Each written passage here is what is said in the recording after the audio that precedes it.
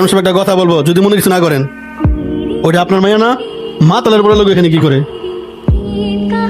ওটা আমার মাইয়া না। তুই বেশি কথা কস, তোর কাছ তুই কর। আচ্ছা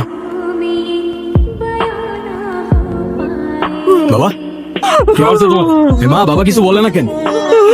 মা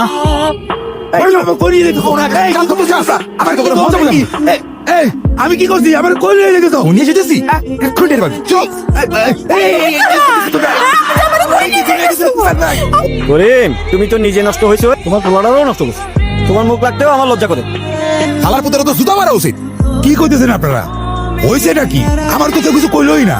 তোমার পোলা শিকদার সাহেবের মেয়েকে নিয়ে ফুসলায় ফাসলায়া কি যে করে বেড়াইতে আছে তা বলতে আমার লজ্জা লাগে। ওরে পুরো গ্রামের মধ্যে গলার মধ্যে জুতার মালা দিয়ে যদি আমি ঘুরাই, ওর পোলার উচিত শিক্ষা হয়ে যাব।